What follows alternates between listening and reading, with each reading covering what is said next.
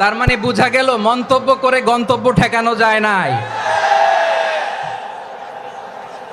সব আল্লাহ তাআলার মেহেরবানি, আলহামদুলিল্লাহ পড়ি সবাই।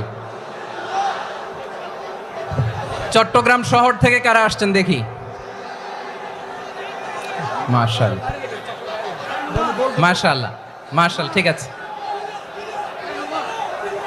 সিলেট থেকে কারা? সিলেট,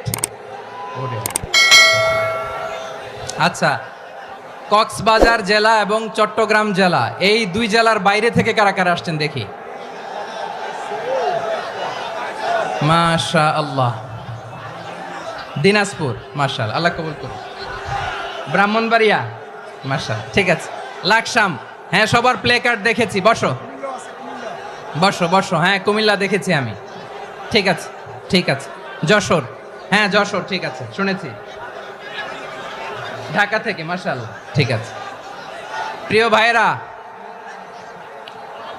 এই যে আমি আসার সময় র্যাবের একটা ব্যাটালিয়ন আমাকে প্রোটোকল দিয়ে নিয়ে আসছে, কত লক্ষ মানুষকে ঠেলে লাঠি চার্জ করে রক্তাক্ত করে যে আমাকে আনা লাগছে, এটা বোঝানোর মতো না। যদি আপনারা না দেখতে পেতেন। যারা আহত হয়েছে আল্লাহ তাআলা ভাইদেরকে সুস্থ করে দেখ। আল্লাহ তাআলা আপনাদের এই প্রচেষ্টাকে কবুল করুক। আপনারা যদি এই যে এরকম চিৎকার চেঁচামেচি হই হুল্লোড় করতে থাকেন, কোনো আলোচনা করা যাবে না। আমি মেহেরবানি করে এই যে দুই হাত একসাথে করে করজোর করে আপনাদের কাছে অনুরোধ করছি, আপনারা বসুন, শান্ত হয়ে বসুন। আপনারা শান্ত হন মেহেরবানি করে। আর এই যে ঢিল ছোড়াছুরি করবেন না, পানি ছোড়াছুরি, ঢিল ছোড়াছুরি না।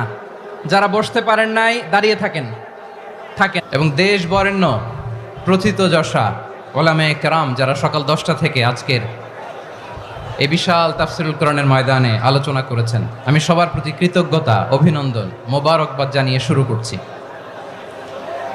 আল্লাহ রাব্বুল ইজ্জত জালালের দরবারে শুকরিয়া জ্ঞাপনের পাশাপাশি আমি আপনাদের শুকরিয়া জানাই, যারা কক্সবাজারের বিভিন্ন থানা থেকে, চট্টগ্রামের বিভিন্ন থানা থেকে এবং বাংলাদেশের বিভিন্ন জেলা থেকে আজকের আমাদের এই প্রোগ্রামে প্রায় দীর্ঘ 5 বছর পর যে তাফসীরুল কোরআনের প্রোগ্রাম দিয়ে এবছর আমরা প্রোগ্রাম শুরু করছি, সেই প্রোগ্রামে আপনারা জয়েন করেছেন। আপনাদের সবাইকে অন্তরের অন্তঃস্থল থেকে শুভেচ্ছা জানাই।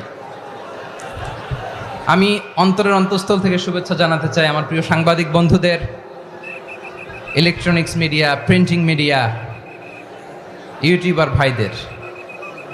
আজকে এই প্রোগ্রামের শান্তি শৃঙ্খলা কি সমস্যা হয়েছে? কোনো সম্মানিত রাজনৈতিক ব্যক্তিবর্গদেরকে জাতীয় ঐক্যের আহ্বান জানাই। অনেক হয়েছে আর না। আধিপত্যবাদকে রুখে দিতে হলে, বাংলাদেশের বিরুদ্ধে যে কোনো ধরনের ষড়যন্ত্রকে রুখে দিতে হলে জাতীয় ঐক্যের কোনো বিকল্প নাই। চিল্লায় বলো ঠিক কিনা?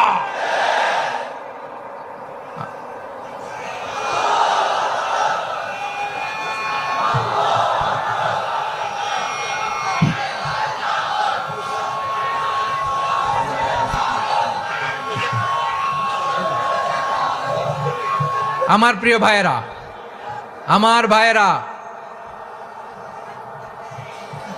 আর কাদা ছড়াছড়ি করব না। আল্লাহুম্মা ফারশাদ, আল্লাহ তুমি সাক্ষী থাকো, আল্লাহ তুমি তৌফিক দাও। আওয়াজ করে পড়েন আমিন।